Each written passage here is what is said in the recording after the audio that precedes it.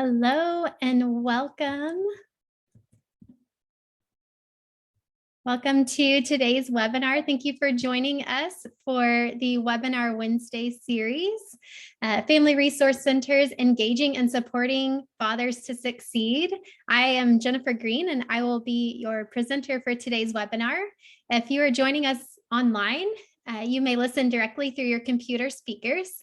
And if you have joined via the phone number that Zoom provided, your line has been muted to minimize background noise. For those of you online, please note the link to the Dropbox folder in the chat. Here you will see that there are some handouts available for download. In addition, you may put questions in the question section at any time, and the chat section is open for you to include any comments during the webinar. We look forward to engaging with you. We also have if you're having any tech issues, we do have our live tech support who will be here today to help you. And I will try to get to all of the questions at the end of the webinar. And if I'm not able to, someone from the National Family Support Network will reach out following after the webinar. Today's PowerPoint, the handouts, and a recording of the webinar will be available on the National Family Support Network website on the Webinar Wednesday page this time tomorrow. And when you exit the webinar, an evaluation will automatically appear on your screen. We ask that you take a moment, fill that out, complete it, as it provides us with valuable feedback to inform future webinars. So I am your moderator for today. My name is Jennifer Green, and I am the Senior Manager of Membership and Events for the National Family Support Network.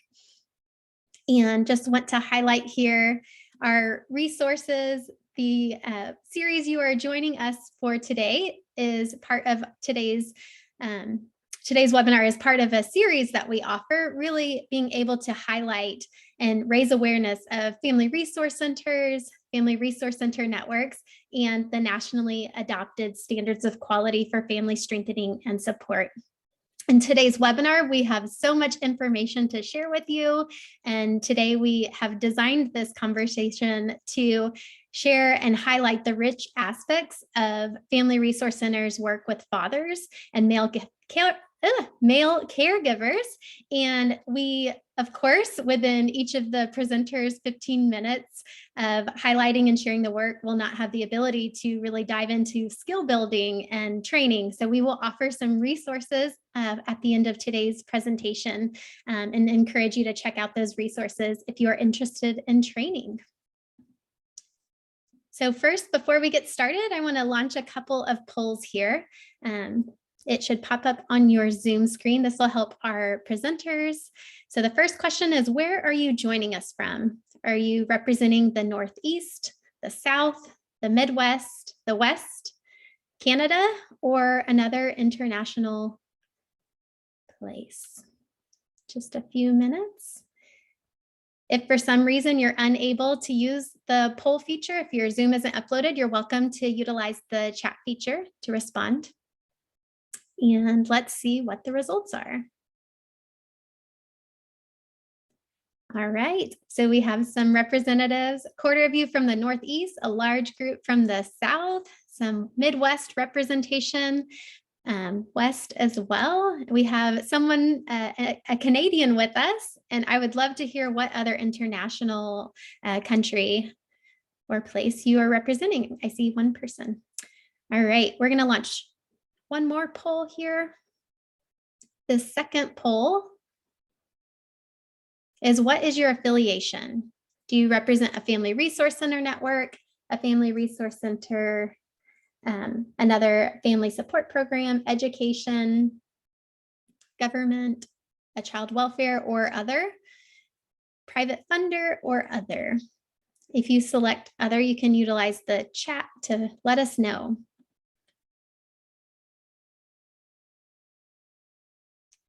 All right, great. So we have a lot of representation, a quarter of you guys from another type of family support program and family resource centers. We have a couple funders, some education representatives, and Family Resource Center network level. I see quite a few filled out other and would love to hear what is the other and if you'll utilize the chat there. I appreciate that. Thank you. All right, I see a research organization is with us today. Great. And Down Syndrome Association of Central Ohio. Welcome, Kirsty. Thanks so much for adding those responses. And the last poll here is, which level do you work at? So are you policy systems level, management, program or direct service level, or other? If you can fill in the response there on your poll.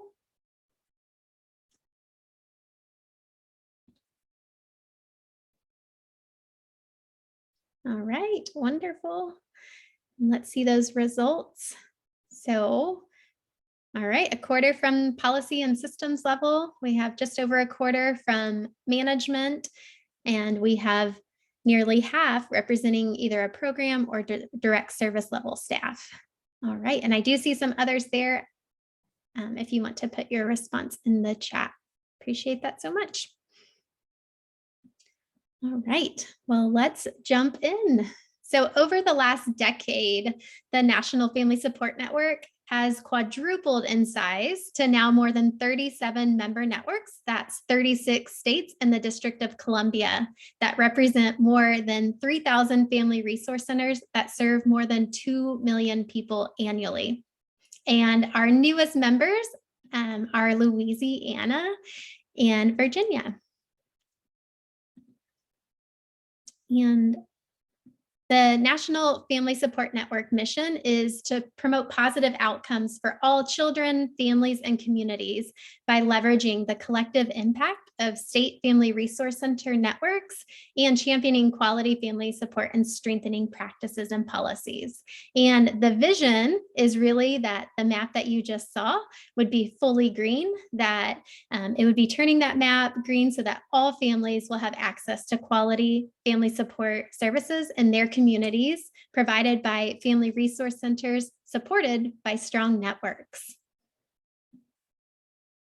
And here is our overview for today. So let's talk through what we are going to be covering. We have, I'll set some context and talk through family resource centers as an overview. We have 3 great presentations representing California, the Edgewood Family Resource Center. We also have Josh from Vermont with the Janet S. Munt Family Room, and then wrapping us up with the District of Columbia Anacostia Family Success Center at Martha's Table. And then following that, they will share their lessons learned with fatherhood programming. We will wrap up with some question and answers, encouraging you to, as you go along and questions come up, use the Q&A portion to fill in those questions, and we will get to them towards the end of our presentation. We'll share some NFSN resources and opportunities, close out with some external resources and training, and wrap up with our evaluation. Look forward to seeing your input and insights. All right, so family resource centers in general, thousands of family resource centers have emerged organically across the country, yet their existence is still largely under the radar as America's best kept secret. And generally people have heard about them, and they think they are the best thing since sliced bread, or they just haven't heard of them. And so a family resource center is a community or school-based welcoming hub of support services and opportunities designed to support families to be strong and successful. And the top image here on your screen is from a community-based family resource center in Vermont. And on the bottom right is a school-based family resource center in Kentucky. And family resource centers, they work with families with an approach that is not only 2-generational, but multi-generational. It's strengths-based and family-centered. And each of these concepts is equally important. Multi-generational, if you've heard of 2-generational or 2-gen work, well, family support is the original, not just 2-gen or multi-gen work, but multi-gen work, as programs work with children, parents, and grandparents as well. And it's strengths-based. because we see families as having strengths that we want to support them to build upon. And family-centered, because everything that we do has families at the center. So family resource centers are designed for all families, not only low income or highly challenged ones. So the support that they provide it's non-stigmatized, it's making it more readily accessible. And programming is provided at no cost or low cost to participants. And the image to the right here is a family resource center in New Jersey. And actually in New Jersey, there's 57 family success centers across all of the state's 21 counties. So each county alone has at least one family success center, and typically more than one. So that includes highly affluent counties as well as highly challenged counties. Because again, the belief is that all families could benefit from access to support for two of the most important roles that we can have as adults, being parents and being spouses and partners. So two of those most important roles that we could have, for which we typically receive no support or training, hence the value of universal access for family resource centers. And the strengthening families' protective factors here, these come from the Center for the Study of Social Policy, and research has shown that these 5 protective factors actually increase family stability, they enhance child development, and they reduce child abuse and the likelihood of child abuse and neglect. So as we're working with families, we want to support them to build upon these protective factors here, because we know that they make a positive difference. And one of our presenters will dive a little bit more into the protective factors. But for more information, you can check out the CSSP website. And family resource centers are conveniently located hubs. They bundle and they co-locate many services that may be familiar to you, such as home visiting, evidence-based parenting education, health screenings, playgroups, fatherhood programs, which we'll cover today, family counseling, and food banks. And the research here, despite their organic development and varied funding streams across the country, there is remarkably similarity across the common service area. And this data here comes from the work that a national scan that the National Family Support Network did with the Robert Wood Johnson Foundation, a research institute in Colorado, showing you that parenting support that exists on a continuum from lighter touch to more intensive services. You can see the continua there, from lighter touch being those parenting workshops, maybe parenting support groups, or it's an education series using an evidence-based curricula, and that more intensive touch being home visiting. And we also see access to resources, so information, enhanced information and referral, concrete supports, being more intensive with those working with families over time to address family identified goals, and the most intense being co-location of services. So maybe a WIC clinic, for example, being inside a family resource center. And then also we see child development activities and parent leadership development. And family resource centers not only provide programs, but they build communities of peer support with families to develop social connections that reduce isolation and stress, which are highly correlated with child abuse. And I am so excited to announce our presenters for today. So now that you've had a baseline introduction of what is a family resource center, and let's level set some context for everybody, I welcome Francisco Ferrer, who is a program coordinator in California with the Edgewood Family Resource Center. He's based in San Francisco, California.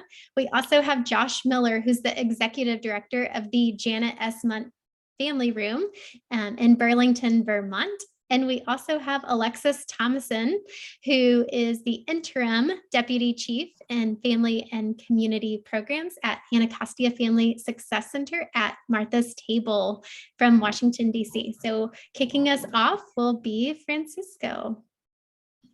Thank you for being here today. My name is Francisco Ferrer, and I represent the Edgewood Family Resource Center in San Francisco, California, just like my name, and where our Latino support group plan is based. This group started 10 years ago based on necessity more than being a scope of work request. One day, a gentleman came to our center and I could tell that he was having a really hard time and needed to vent. It wasn't the first family resource center he visited in San Francisco, but by seeing another Latino man in crisis, myself, he was able to talk and relate. As soon as we started sharing,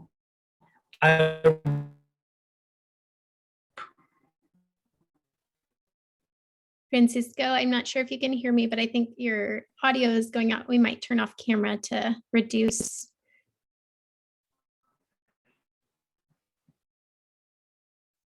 Are you able to turn it? Can you guys hear me? Yes, perfect. All right, that's the one. Well, this is how we started. We started meeting one voice and then every week. And one by one, other men started to join us. Some because of child custody issues, separation, divorce, anger management problems, or simply looking for a safe environment and sense of belonging. We didn't have a curriculum or reference from other Latino groups in the area, so we decided to research and create our own curriculum from our cultural angle and decide that what healthy masculinity looked like for us. Now we have the Latino Guide for Healthy Masculinity, which is a book in progress that soon will be shared with other Spanish-speaking groups in the San Francisco area. The video you're about to see is also a result of this group's effort to promote and connect with others that are looking for support. So Jennifer, please share with us the video.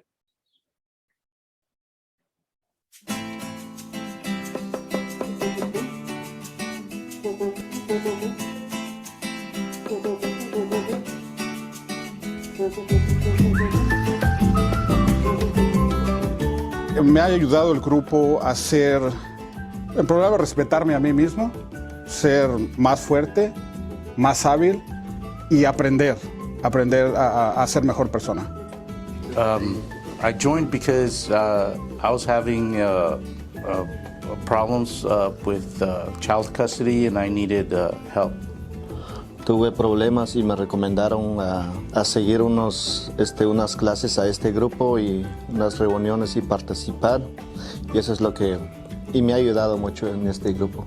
Me quitaron a mis hijos injustamente y la corte nos ha enviado a este punto y para aprender a respetarnos y conocer que no estamos solos. Aprendizaje acerca de los soportes que podemos tener a través de estos grupos y los recomiendo fuertemente. Bueno, el grupo de hombres me ha ayudado mucho y aprendo mucho de la gente, de mis compañeros que son padres de familia. Yo he cambiado un montón, he cambiado muchas cosas que estaba mal, pero sí los invito también a este grupo que se unan, que se incorporen. La razón por la que llegué al grupo es para darle una vida mejor a mi hija y aprender muchas cosas que nunca aprendí. La paternidad es fundamental que los niños tengan a su padre cerca, aunque no los tengan los papás, pero que nunca se ausenten de ellos. Entonces aprendí que mi hija tenía que tener a su papá de alguna u otra manera. Pues estaba teniendo una serie de problemas con mis hijos y ha sido excelente la ayuda y el apoyo que nos brindan acá, dándonos herramientas e ideas, cómo poder solventar y tratando de arreglar los problemas y que para todo hay salidas positivas.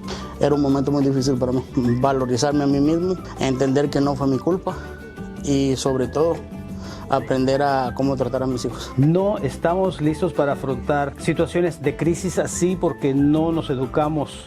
Nunca hemos tenido la oportunidad de educarnos emocionalmente, de cómo entender y resolver problemas que son muy profundos para nosotros como hombres.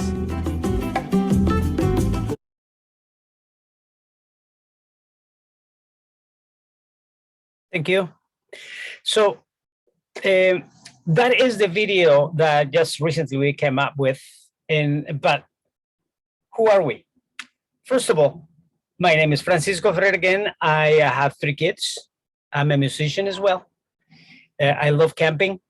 And I've been working for Edgewood for the last 25 years of my life, different positions, and most recently as a Family Resource Center coordinator. But Edgewood, the Edgewood Family Resource Center has several services and programs. And this is a list of them. One is Play and Learn. And Play and Learn is working with the families who have kids 0 to 5. And in this class, we play music, we read books, we exercise, and with the mothers and fathers, we talk about issues at home, such as like taboos, just have conversations, casual conversations, and sometimes we invite other service providers to talk to us of the issues that they would like to know about.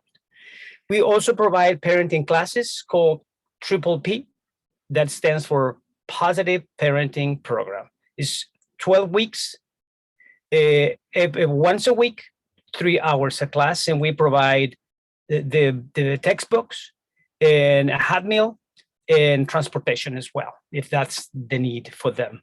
So this is a fantastic class. Parenting classes is very, very popular in our center.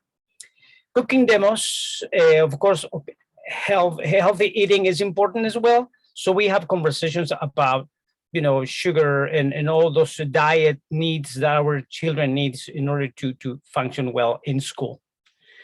Food bank, like all the family resource centers, are very important. Case management. Some families do need the extra support, either translating documents or visiting their schools or whatever they need. That being working parallelly with them, I think is very, very important. And our family resource center, that's a very healthy case management group.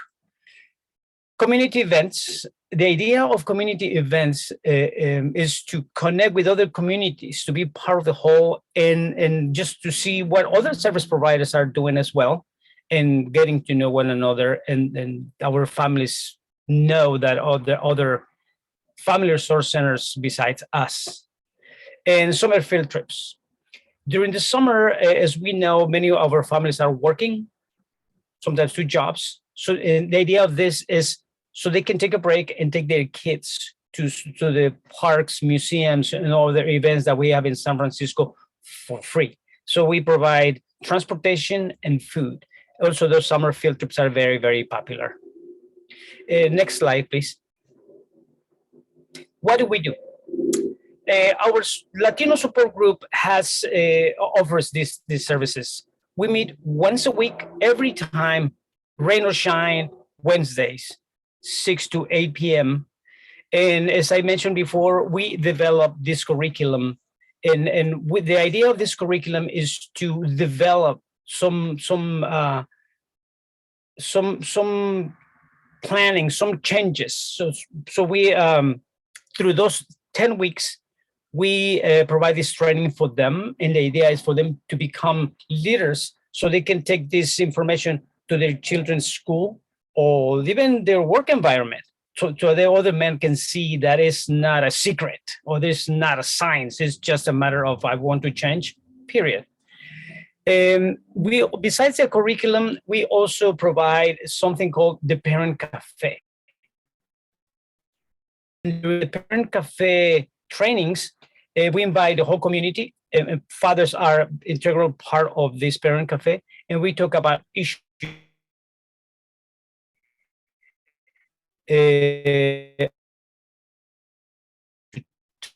Oh no, Francisco, I think your internet may be unstable. Can you hear me? Maybe let's try turning off his camera. Sorry about that, you guys.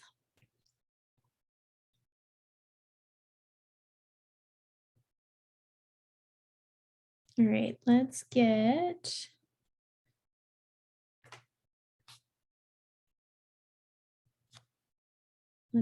see, Tech, can you turn off his camera? That may help us. Okay, I think we lost him. All right. Let's see, he is back. I'm sorry about that, the internet issues. Anyway, I'm back. The Latino support group, as I mentioned, has all these services, and I want to finish this slide by saying that some of the community events, our group participates by setting up, cleaning up, just being proactive in those events, so their families see that there's more than talking. Dads also participate. There's something that needs to be fixed, they bring their tools. Something needs to be painted, they bring their brushes. So it's an action more than talking sometimes. And finally, family field trips led by male guardians. As I mentioned before, the idea is to have dads being more, giving a break to moms. So we program some field trips that dads bring their kids and moms stay at home. That is the plan. Our mission is to promote positive connections and healthy masculinity among father figures through education, support, and implementation. Very specific 3 points. So we are always focused on those 3 items. Next slide, please. Our curriculum is 10-week run, and this is the list of all the topics that we touch on: circle of men, changes, guilt, codependency, abandonment, comfort zone, responsibility, wellness, and at the end we have testimonials. All what they learn, they're going to present on what they are willing to open up. So we invite our families and community to see their presentations. And at the end, we have a big party as a form of a ritual, so they can see themselves as a very, very important part of our society, so they can feel proud of themselves and they can present this to their families in a very proud way. So that is what our manual is about. Our goals as a group is the idea is so they can analyze themselves, self-analysis, self-evaluation, and goals for change. That's what we focus on. Next slide. What makes this group unique and different from others? Well, I'm sure we have many things in common, but it's culturally sensitive.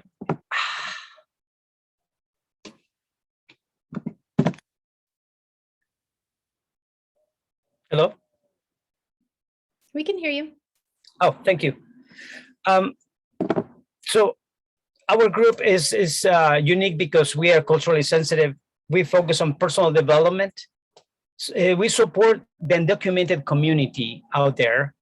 Sometimes we know who they are, but they isolate one another. So the idea is connect with them because they do have kids that go to school, where we support them for that reason and for many other reasons. And we promote prevention and promote community services as well through our Family Resource Center. Our next slide. And finally, this is me, my information. You have my email address. You have questions, feel free to contact me. That's my phone number as well. Thank you all for listening.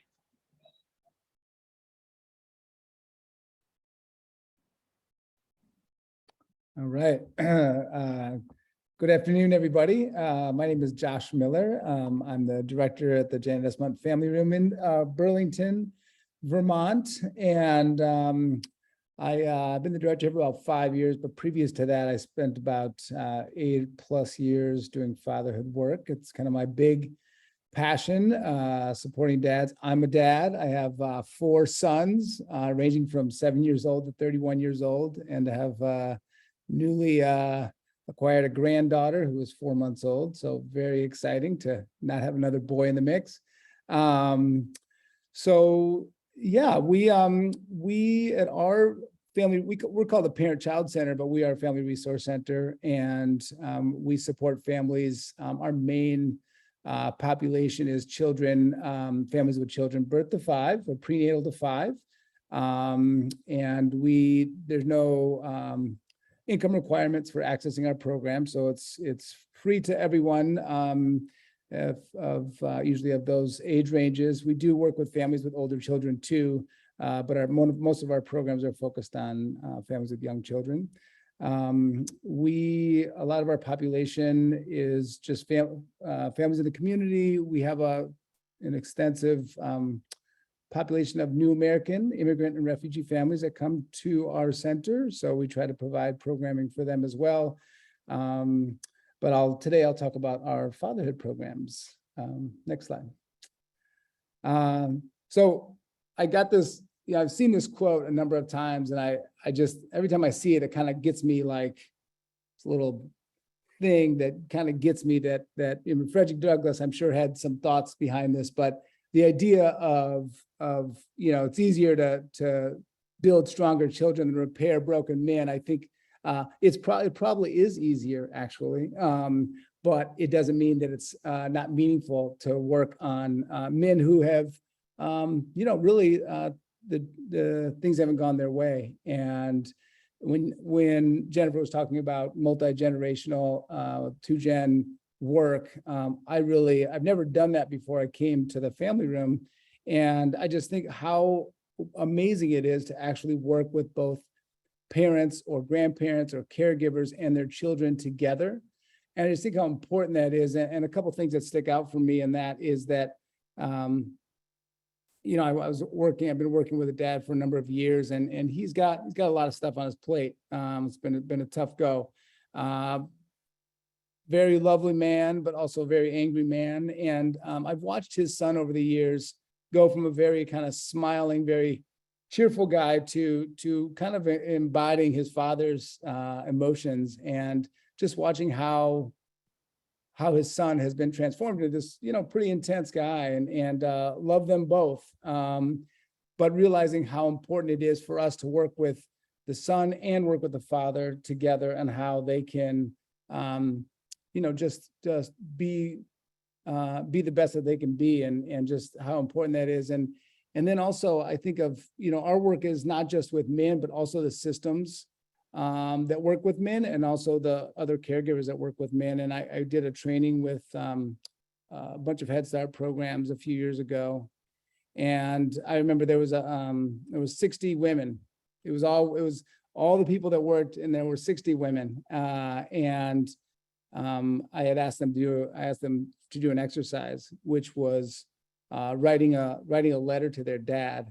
And I got I got a little heat for that, because I think it was very upsetting for people to think about that relationship, and think about, I think, which was probably for many of them a very painful one. And just realizing how important it is for us, for better, for worse, that we work with dads, that we work with our, dads and our male caregivers, uncles.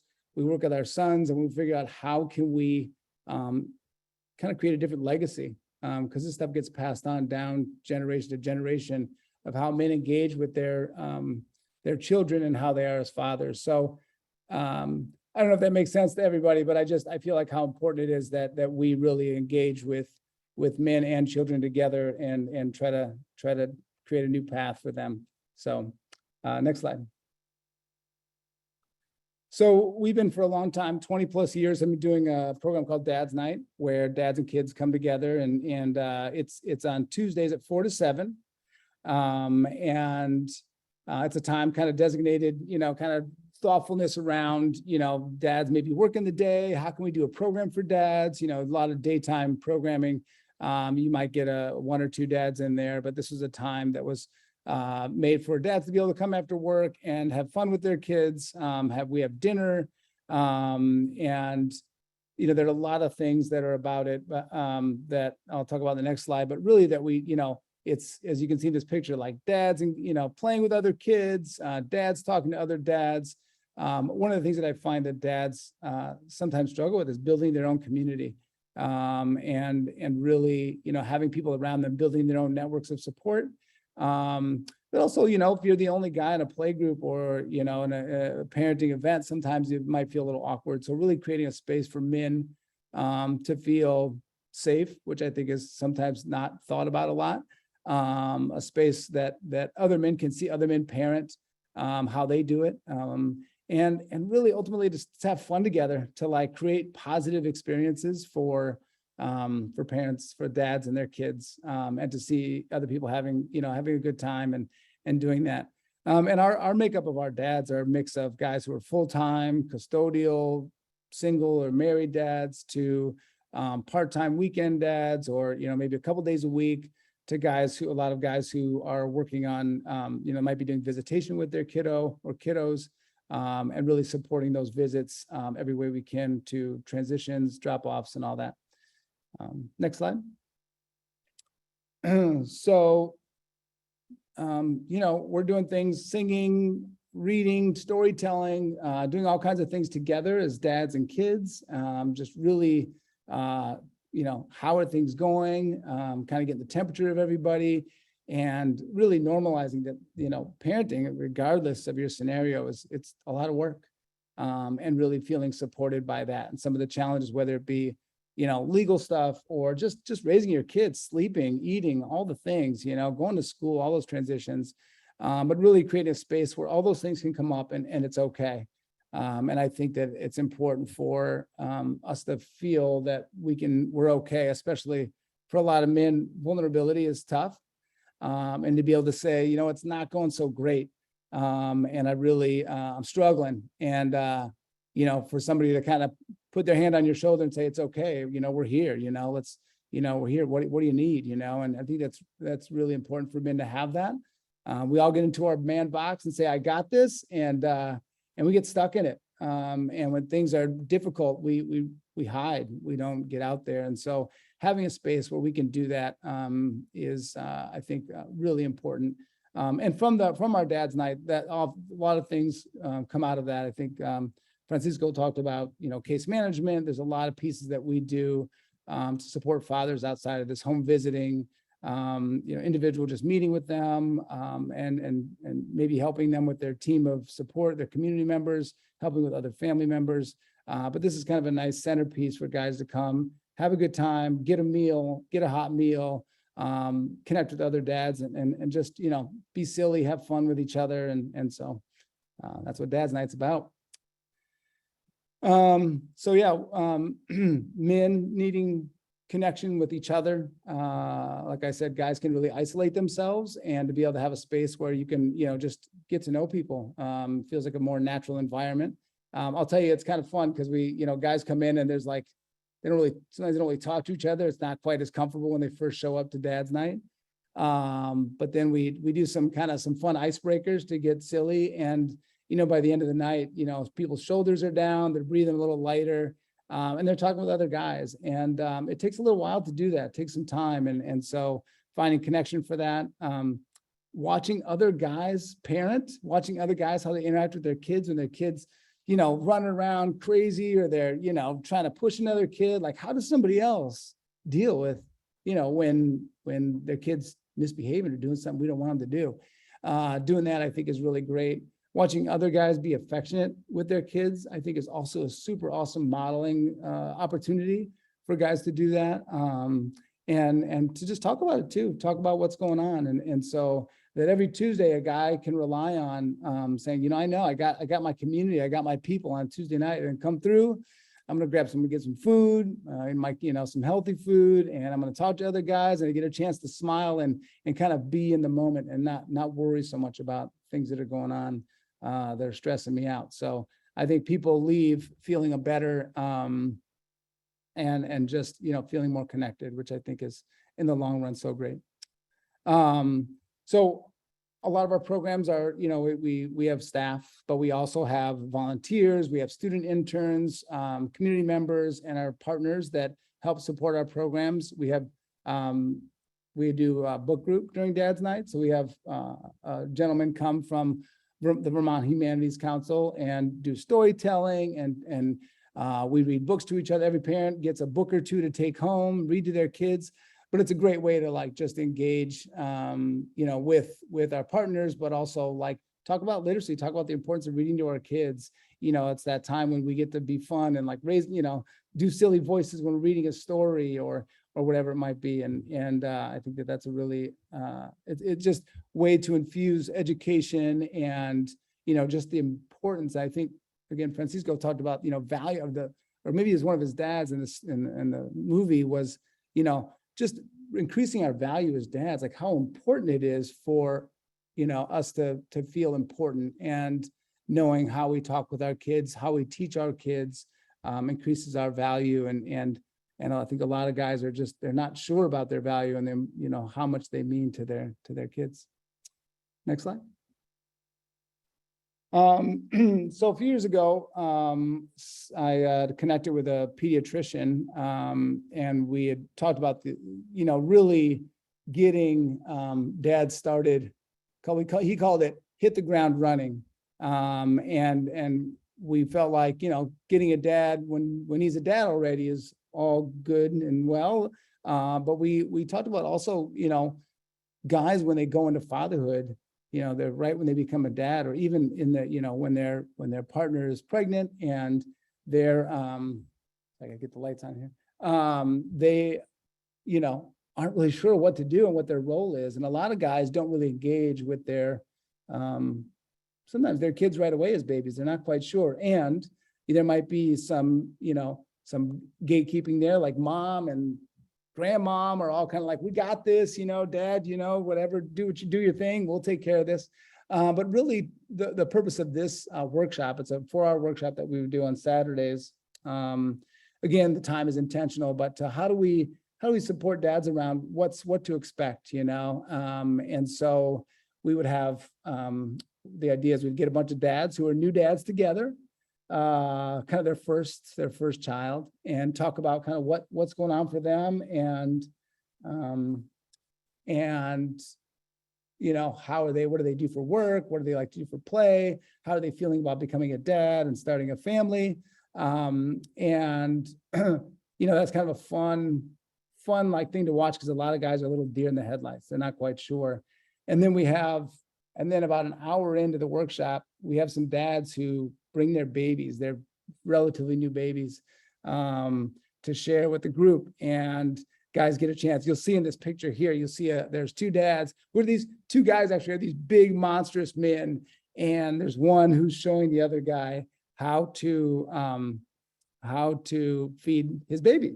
So they're getting a chance to, hold another person's baby and show how feeding is done, and talk about how, the birth was, like there's some guys we talk about, hey, there's guys who are like, I'm going to sit back, I'm going to be up here supporting mom. And there's some guys like waiting with a catcher's mitt, ready to go. Let me hold that baby and right away and cut the cord and do all that stuff. And we talk always about being the first person to change your baby's diaper. So it's really about engaging early, being a valuable, person right there from the get-go, talking about what challenges, what fears you might have as a dad starting a new family. What are the financial stresses? What about sleep? What about eating? How does it affect your relationship? There's a lot of that changes in your relationship, where you used to be top dog, and all of a sudden you've kind of moved your way down the chain of importance. And so how do you deal with that? And how do you help create importance in your family and support your family? So it's a really great workshop. We did a lot, did more of that pre-pandemic, and hope to get that going again, but a great way to get things started.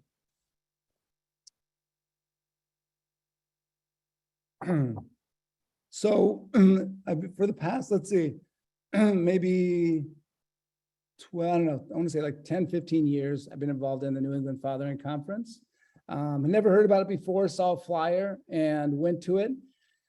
And it was, it's the New England Conference is like Vermont, Massachusetts, New Hampshire, kind of all the states surrounding it, Connecticut. And it's an absolutely amazing conference. It's a space where you get to connect with other fatherhood programs, what other people are doing. A lot of the systems, a lot of state folks go there, people from child support, people from family services. But most importantly, what I found is super valuable is you get to bring dads, and dads get to experience something they've probably never experienced before.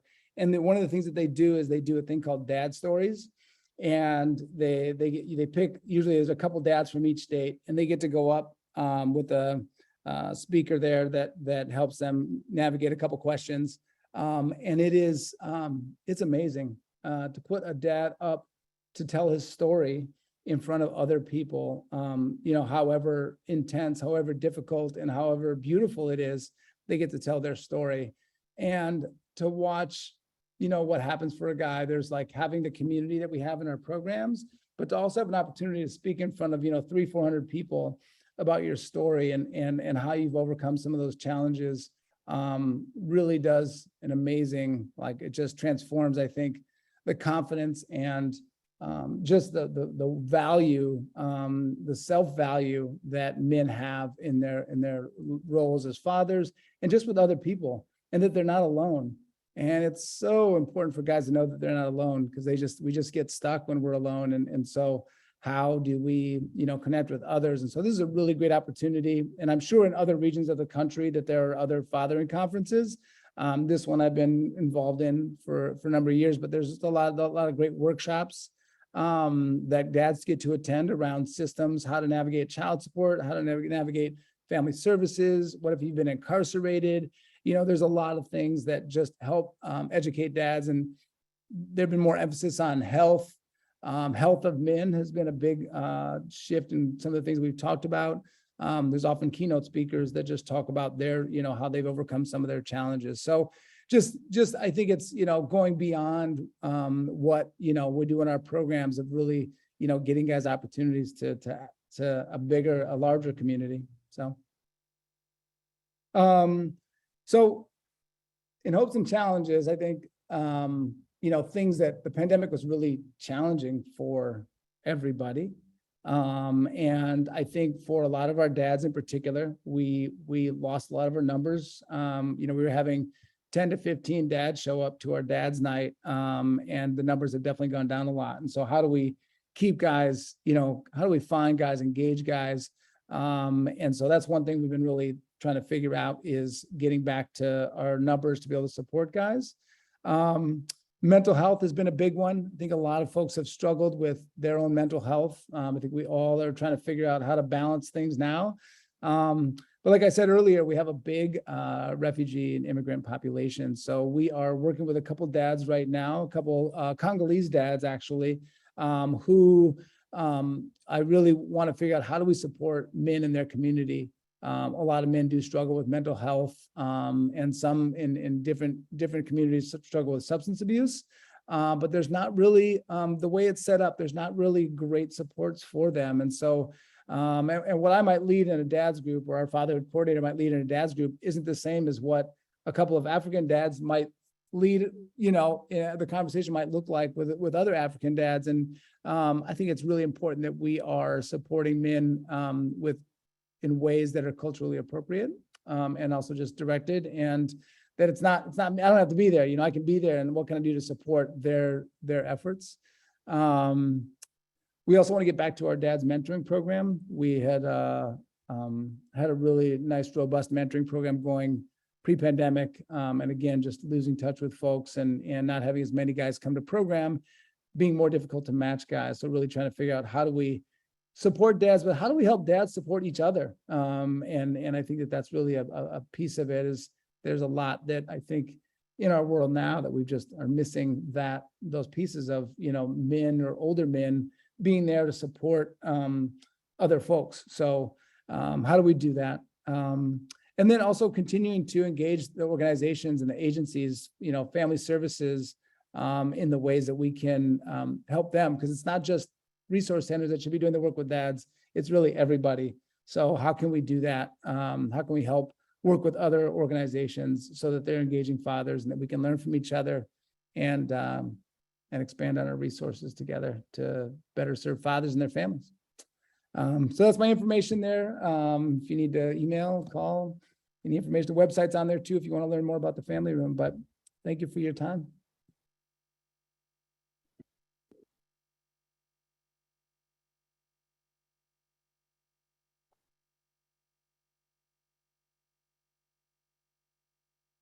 Hello, everyone. So my name is Alexis Thomason. I'm the interim deputy chief for family and community programs at Martha's Table, which is also the Anacostia Family Success Center. And today we'll be talking about our District Dads program. Next slide, please. So I wanted to share a little bit about our process. Similar to a lot of the other presenters, our program began with celebrating fathers. And so for 4 years, we've had a huge cookout and community where up to 700 dads and their families participate. We have a band, we have a concert, we have games. It's 1 year we had horseback riding. It's like a whole thing, right, for the community. And we really wanted to deepen our impact and our work with dads. And so the past year I've spent time planning the District Dads program build out. And so I'm going to share some of what I did and some of what we learned and some of the resources. So hopefully it'll be helpful for you to do something similar back in your own family resource center.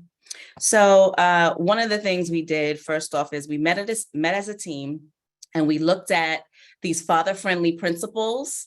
And we started to question whether or not our organization was kind of up to snuff.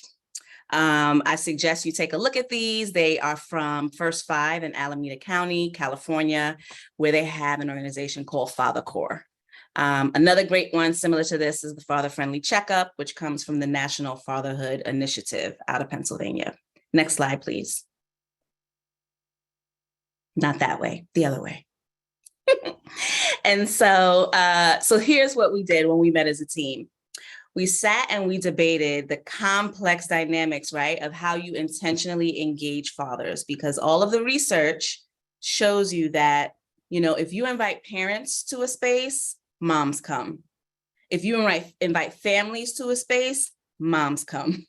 If you want dads to come to a space, you have to specifically invite dads, and you have to make sure that the space is safe, is welcoming for them. Safe, yes, but welcoming for them, and very intentional in all of the components, which we'll talk about. And so, so we did a polarity mapping exercise, which is basically a tool where you look at two sides of the same coin and you determine what are like the pros and cons of implementing either strategy, right? And so some of the things that we struggled with, and I think Francisco mentioned this, is, you know, how do we protect the healthy masculinity of Black men in our program, right? There's a lot in the media right now about toxic masculinity, but our reality working in the communities that we walk alongside is that masculinity is something that is respected in the Black community, and it doesn't always have to be unhealthy. Right. And so we wanted to strike the balance. So that's like one of the things we thought about. We thought about, you know, how do we make sure that we are representing dads and not just like following mainstream norms, et cetera. So bringing your team together to just kind of like check the status, do a father-friendly checkup, have a meeting, discuss both sides. Next slide. And then we went into work mode, right? And so I partnered with an evaluation consultant to document this process. And that was important for Martha's Table because as part of our strategic plan, we are trying to stand ourselves up as an organization, as a place where other organizations can come and learn from our practices. We do some really cool things. And so that's one of the reasons why we're documenting this process. So we developed interview tools together for different stakeholders. We have 45 participants that were selected from our community programs, from our Head Start programs. We had at-risk families. We had previous District Dads cohorts who had gone through some of our partnership programs. And we asked them to take a survey. And so now when you think about response rates, right, we're always like so hopeful, right? And so out of the 45 participants, we had 25 participants that we actually got a hold of, and of them, 11 actually agreed to take the 20-minute survey. So don't beat yourself up if your numbers are low. Work with the dads that you have. And so one of the surveys that, one of the highlights from the surveys was we got to figure out what they wanted, right? Work, transportation, childcare, They wanted to check in on the weather, right? They wanted just like how they're doing socially and emotionally. They wanted to work with things around their child's extracurricular schedule, right? So scheduling things like on a Saturday morning might not work because a lot of the kids have football, they have dance, etc. And then also like how frequency meetings are held for dads. Next slide is something to consider.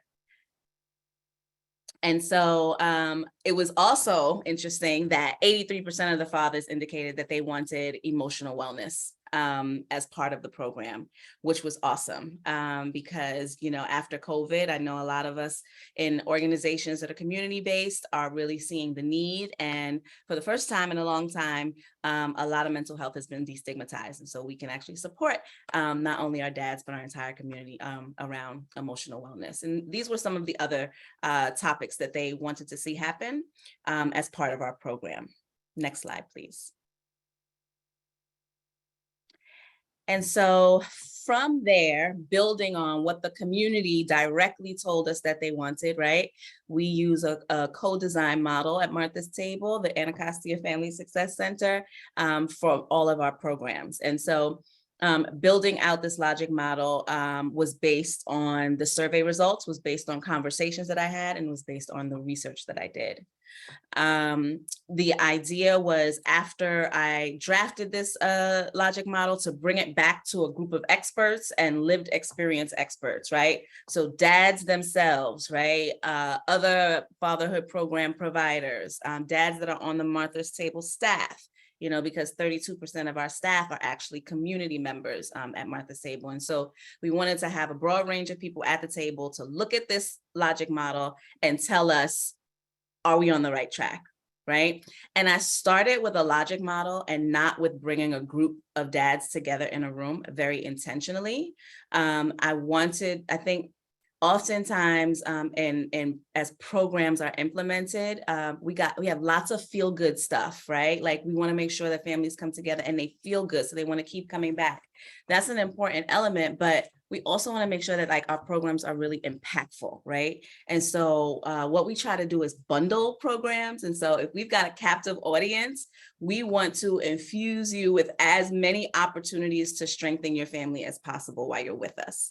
And so this logic model is a comprehensive program. We use the 5 protective factors as a lens. You will see that towards the end, our outcomes are all linked to building parent resilience, to meeting families' immediate need for concrete supports, for developing families' social and emotional understanding of children, for developing their understanding of child development, et cetera. And that was all intentional. And for this first year, of the 61 dads that we had participate in the pilot, 23 of those dads graduated from the 12-week 24/7 dad curriculum, which is part of our District Dads program. And the rest of that group, so basically a third, right, made it with us consecutively for 12 weeks. And the other members of the cohort participated in lots of like drop-ins, one-offs, and concrete support opportunities. Next slide. So Jennifer touched on the 5 protective factors. So I don't feel like I really need to go into it in depth, but if this is an unfamiliar concept to you, I strongly suggest that you become familiar with the 5 protective factors. They are evidence-driven to strengthen families when you focus on these core areas. Next slide, please. And so to continue, so the next step was, after we looked at our logic model together as a team, was to start to establish strategic partnerships, right, that were based on that logic model. We thoroughly vet our partners at Martha's Table to make sure that they fit with our core values, right? Because one of the things that I've learned, and this is as an educator and just being in this world for quite some time, is that facilitators are the make and break for a program. If you don't have the right facilitator in place, forget about it. People are not coming back, right? I already talked about the bundling piece, but one of the things that we bundle for District Dads specifically, which you can see a little bit of in the picture, is we made sure that when father figures and dads came to a session for the 24/7 Dad program, they receive concrete supports like laundry detergent, paper towels, paper plates, you name it.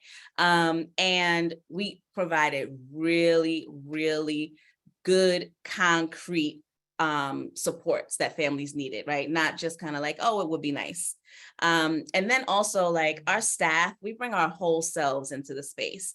So you'll see a guy to the left in the margin on the lower corner of the page. He's at a golf stance. Thank you, Jennifer, for highlighting. There he is golfing, and then there he is right above at a Martha's Table event. Actually, that was our Father's Day cookout, right? And he is one of the key people on the ground that helps to execute the District Dads program, as well as our partners. And so when we talk about like having the right facilitator, like this man knows how to code switch.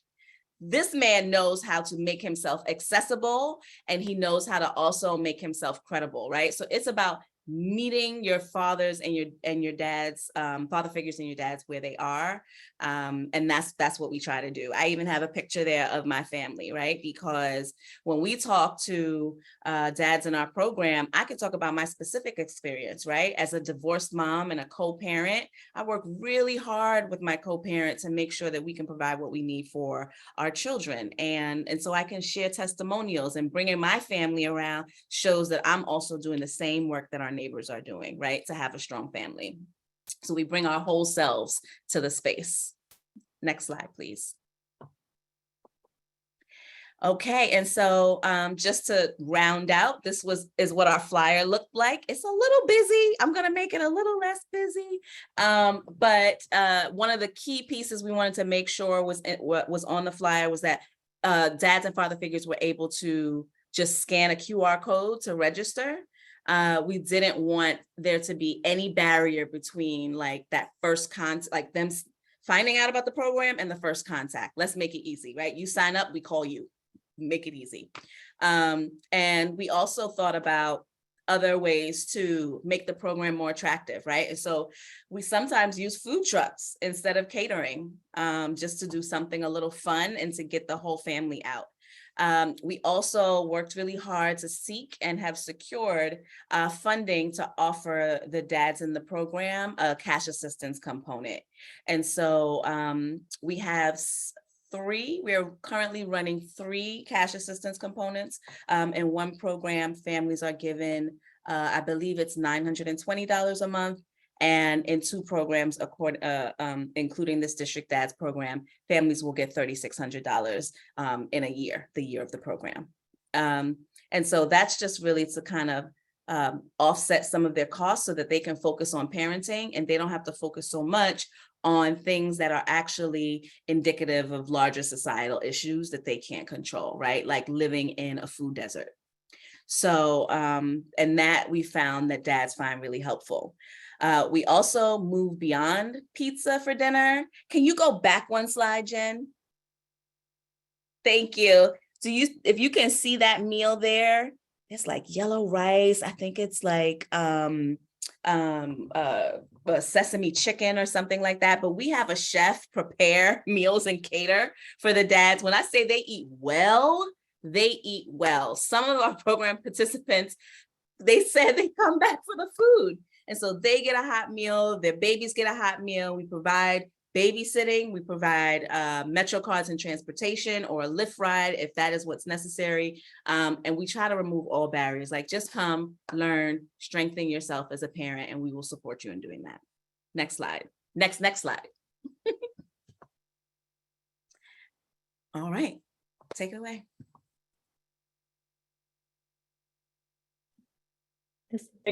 Thank you, Alexis.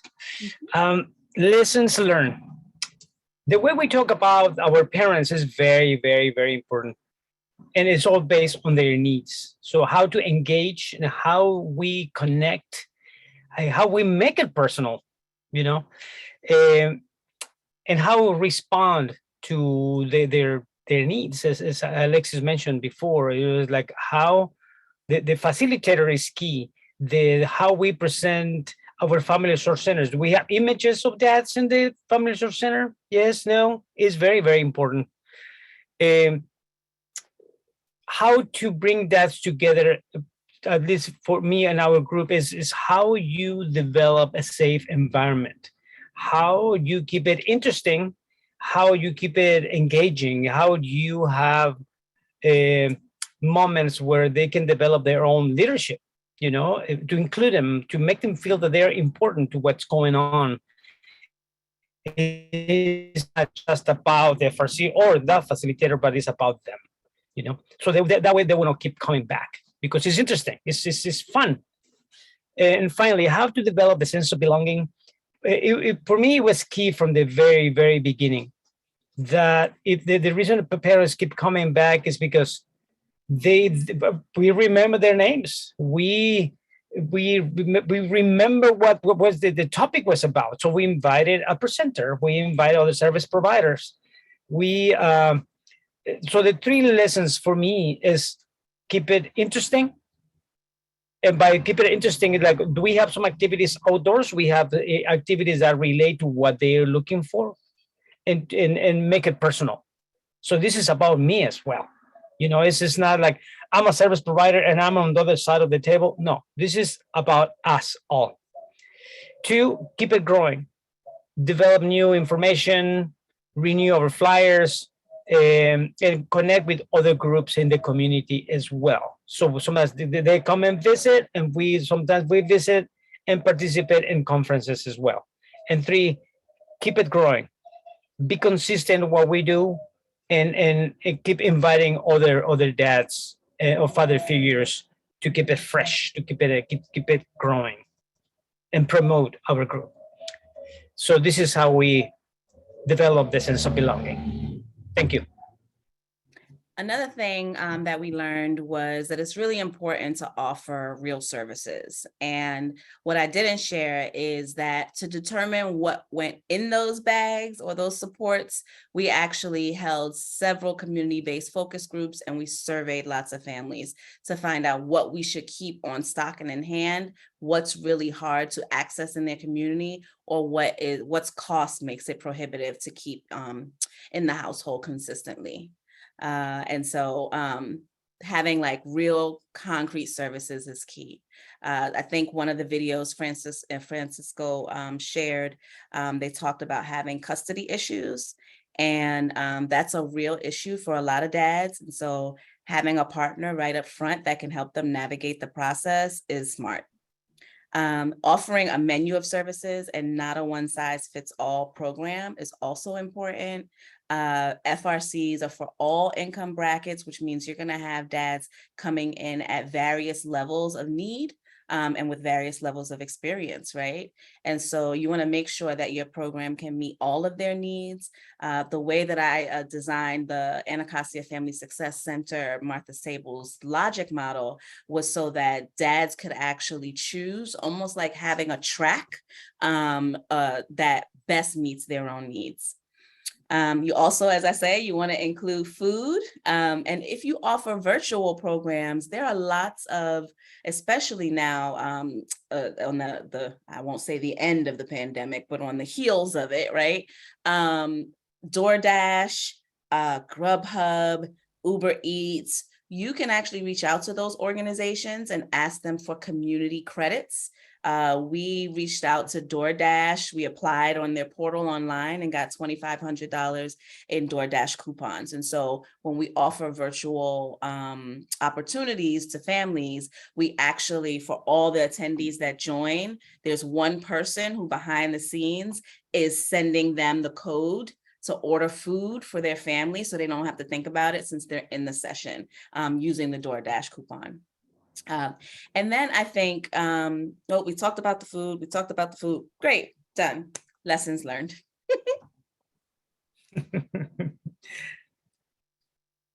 All right. Yeah, thanks you guys. Love hearing all that stuff. So yeah, I think both of these guys talked about, having a good facilitator is key, and folks who, speak the language of your participants. But also there was somebody had messaged about, how do you recruit volunteers, and thinking about, finding, maybe it's hard to find that, male figure in terms of an employee, but just being creative with how you can bring other people in your community to help facilitate, to help support the work you're doing, support the population that you're serving, speaks the language that the dads and male caregivers are speaking. And so I think those things are the ways that's the, creating a welcoming environment, as Alexis said, like that's super important. And just, how do we, create that space for men to want to come and want to keep coming back to engage with being really committing to being a better dad. So I think that's really important. There are creative ways to do that. I know some places struggle with finding, the right person, but being creative really is an important part of that. Finding ways to fund it. It's not, sometimes there's money there for a little bit, and you got to be creative about, how that is. But I think also, when we work with other organizations, one is we're creating a greater community of support for dads and their families, and thinking about how you can, I think a lot of, grants that are out there might, want like, okay, who are you working with to do this work with dads, and how are you going to sustain that? And, that sustainability is going to happen, I think, really through partnership, and I think the resources are greater. So really thinking about how do you do that? I mean, I think, volunteership is really important, but also, how do we find folks that are going to fund this, whether it be in philanthropy or grants or other agencies that, they might have some money, that how do we figure out how to tap into that to keep this really important fatherhood work going. It is a key to doing this work with dads. And then, the pandemic, like, geez, yeah, the heel of it, I don't know, it feels like it's just comes back in waves, and how do we do this? How do we, work through what challenges the pandemic has put on us? And, I was saying, earlier that how it really changed our numbers and guys accessing us, but trying to figure out how to be creative in the work that we do with dads. We were doing a lot of stuff with food distribution and going out to people's homes and bringing them food. But a lot of that was not just bringing them food. It was like that social connection, and how do we, connect with guys, just to keep that going, keep that relationship, going, keep them engaged with, what it means to be a positive, person in their children's lives. A lot of guys who don't have custody of their kids really struggle during that time. And so how can we support them? Just making sure that we're reaching out. Connection is so important. That's one of the big protective factors is social connections. And I just, I didn't even know for myself, that it's like, I can, when I'm struggling, like I kind of want to hang out, in my room and not go anywhere. So how do we really, get out there and help guys stay connected to each other, stay connected to our programs?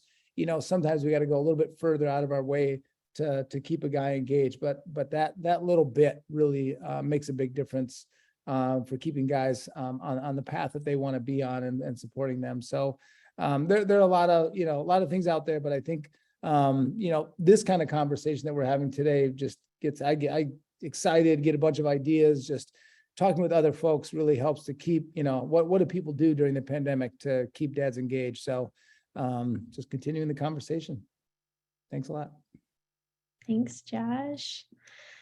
All right. Well, let's give comments in the chat and feedback to our presenters so far. I see lots of comments as the presentation was going on, but we have some questions that have come up and we want to provide some time to dive into your questions. So if you do have a question, be sure to add it to the Q&A portion as our chat is filling up.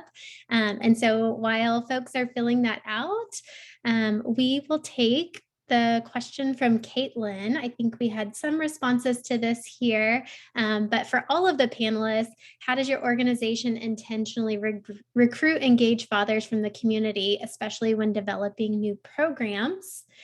And or how do you engage referral sources on making referrals for this population? So any of the panelists can take that question.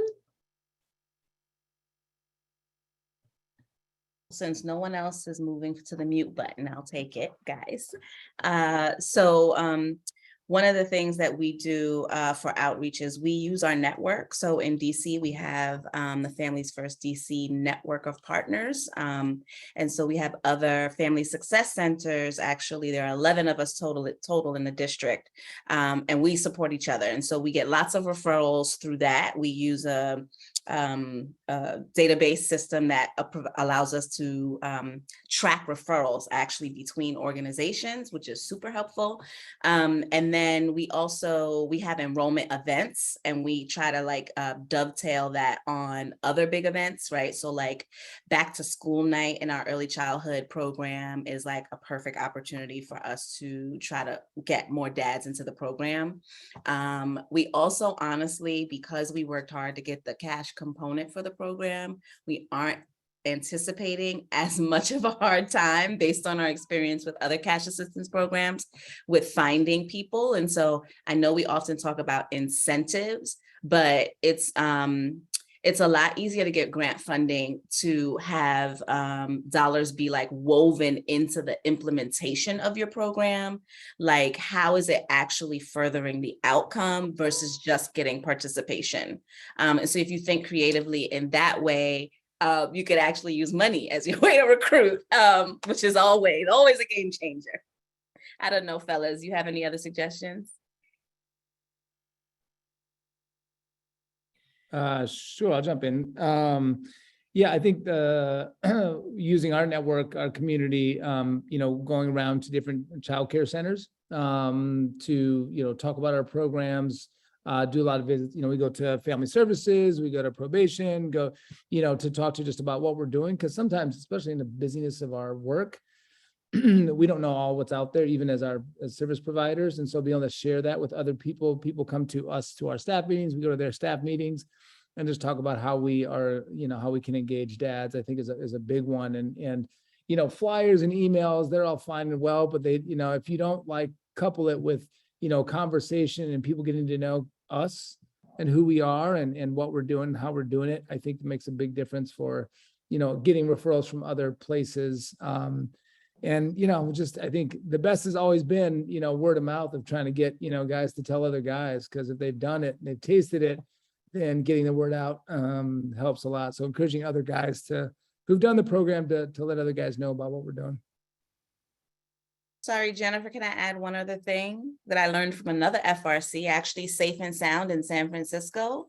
They have partnerships, MOUs with hospitals, so that they're getting referrals there. And I was like, that's a great idea.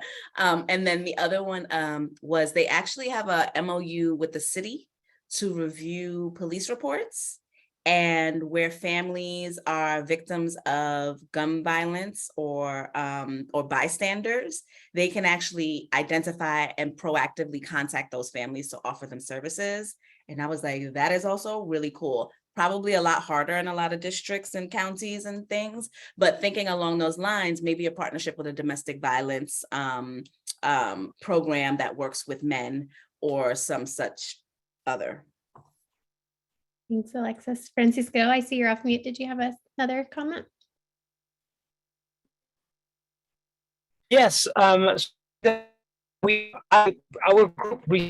referrals is through the pretrial department of San Francisco.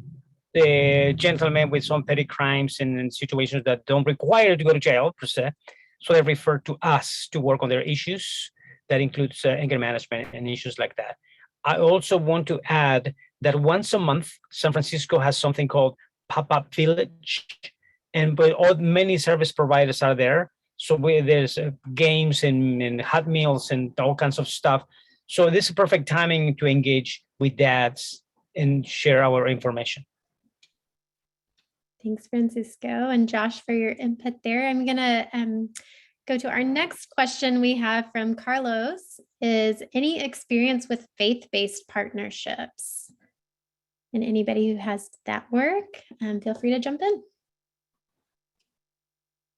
Yes, we work with a couple of faith-based organizations.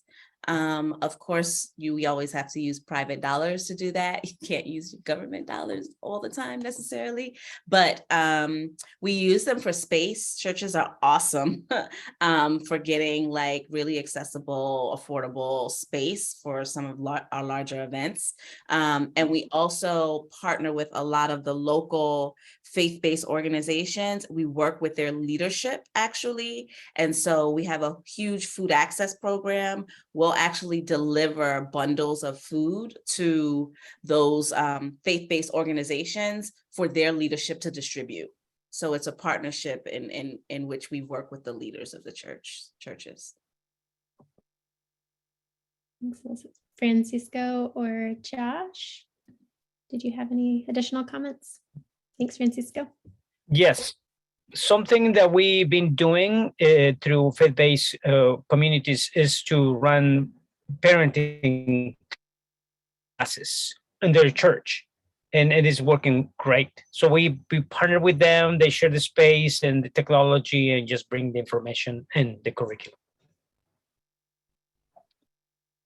We haven't really done a lot with faith-based organizations. We, specifically or intentionally, but we have worked when we've had some fathers who might be involved with the church. And so we might, if it's usually supporting, concrete supports basic needs for a dad, or they're in a jam and we need to pool our resources together, that's when we've really combined with, I think, any of the churches or pastors that are working with the families that we also work with. So that's been really just kind of when things are in a tough space, that's when we've worked together. So, but I like the idea a lot. So it's good, great question.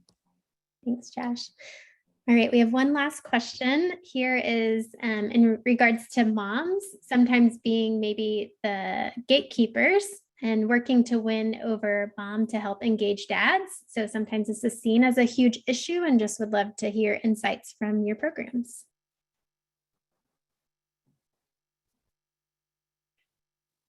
What I personally do in those situations, because sometimes, of course, moms want their husbands to participate, right? But when moms tell their husbands to join, they don't.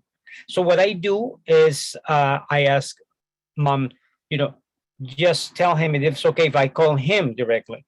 Just mention my name, what I do. So if they said, yeah, he said yes. So I call him directly and I engage and I introduce myself and tell that's what we do at the men's group. And 60% they do come just out of curiosity. And since now we have it on Zoom, they pop in and participate, and most of the time they come back during events, mainly. Thanks, Francisco. Anybody else? Yeah, we experience a lot of that because we have 2 early childhood programs. And so we work really closely with the families in those programs. And we found that it's actually best, and some of the research supports this, is actually best to have specific communication, to Francisco's point, with dad or father figure in that child's life, rather than holding mom responsible for holding dad accountable, because in some instances, it's more so now than ever, I would say, people are co-parenting but are no longer together in a relationship. And so it creates a lot of strain on that co-parenting relationship, which is sometimes very tenuous as it is, to now have to hold each other accountable to the school or to a parenting program. And so we try to have direct communication. And we have found that when we have direct communication, actually, number one, kids' behavior in school improves, because when dad shows up, it's a way different party than when mom shows up. That's number one, and the research supports that as well. But 2, we find that the dads actually start taking ownership of their child's educational experience. And when they come to our parent programs, like, they start taking ownership of the child-based play, like activities that we give them, right? And they're like proud. They want somebody to teach them how to do the things and why they matter. And so just reaching out to them specifically, they feel special, they feel accountable, they feel like they matter and they're important in the process. And they're hearing it from you rather than hearing it from their co-parent partner. So we suggest direct communication and not using mom as the vehicle. Oh, that's great. Yeah, I feel like of recent, I haven't come across gatekeeping so much. I feel like I used to years ago.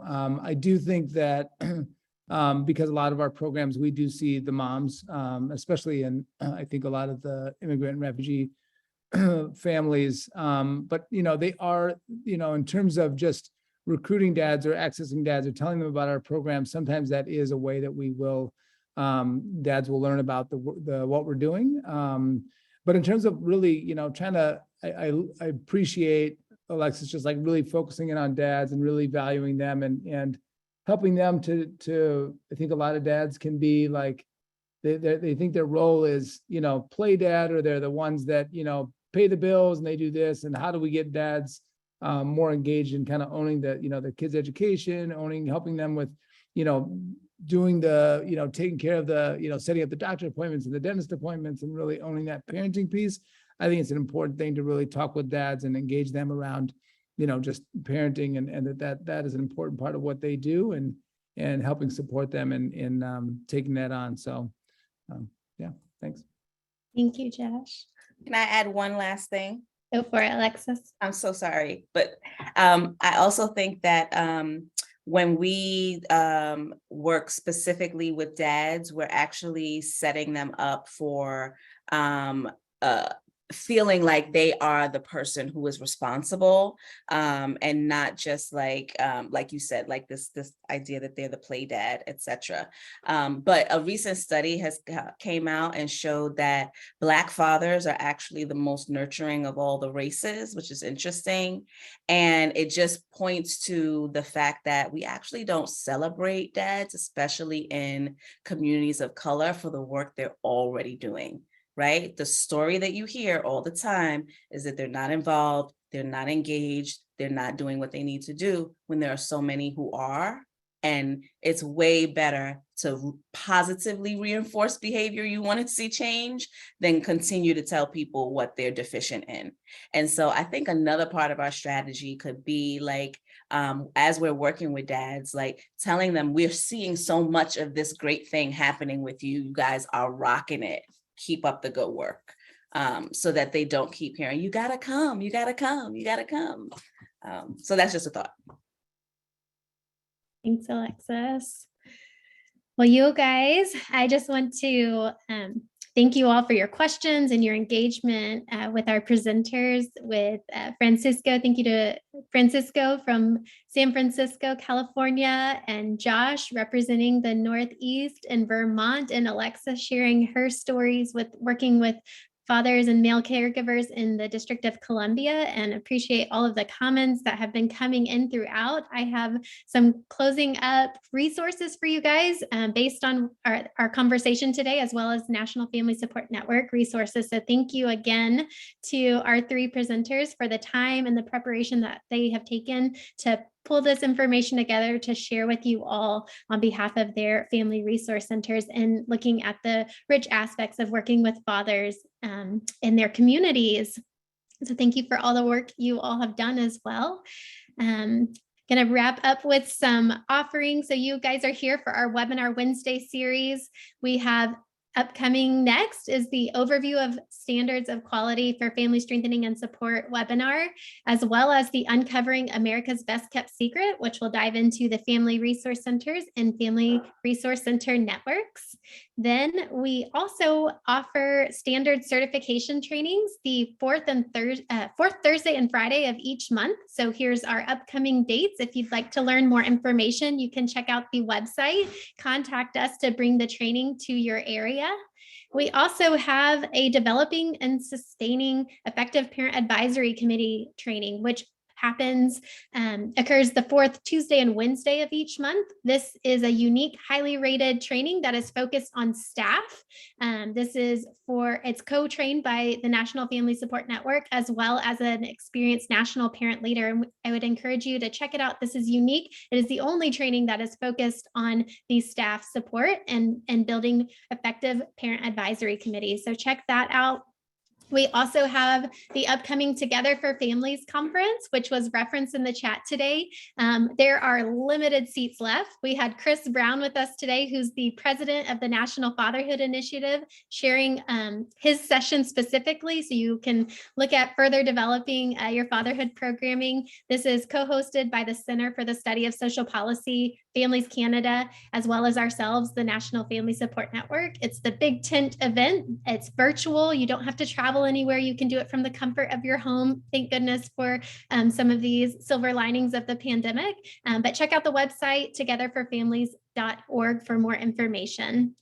And the National Family Support Network also has resources available for you. So check out the website. We have Family Resource Center overviews. You can learn about what is an FRC. We have sample requests for proposals. We have evaluation plans and information about data management systems. You can see here on the screen is the member snapshot of the Alabama Family Resource Network of Family Resource Centers. So all of our member network snapshots, you can learn more about each of our members.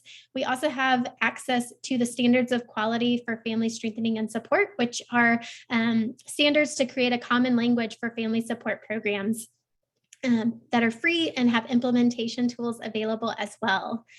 We can help you out making connections to the National Family Support Network member networks. We can present for you for various key stakeholders, be it children's trust funds. If you have a public or private funder that you want to connect with, we reach out, we can connect you and support you in that and presenting for those stakeholders. We also provide technical assistance for Family Resource Center network development. So if you're looking at developing a network and want to dive a little bit further into that and need support, you can reach out and we are happy to help you out with that and look forward to those conversations. We also, as I mentioned before, have the standard certification training available on the website that you can learn more about, as well as the developing and sustaining effective parent advisory committees training. A couple I shared in the beginning, this was meant to be some insights and highlighting of fatherhood programs, but not a deep dive into training or skill building. So if you are interested in furthering your skills and want to learn more about curricula and trainings that are offered, I would point you to Dad Central. They have information for English. They also have a page available in French. And so check out their website.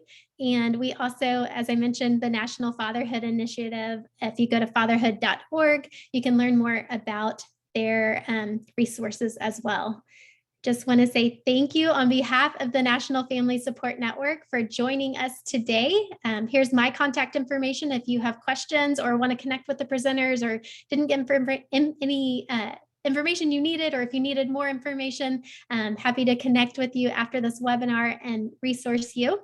And next steps for you is we will have an evaluation that pops up. We ask that you take a minute, fill it out, give our presenters feedback, as well as some questions for the National Network to then, we do look at all of these evaluations and appreciate the time that you take to review, to fill those out. We do review every single comment and question, and thank you so much. And with that, I hope you have a lovely Wednesday and enjoy the rest of your week. Goodbye.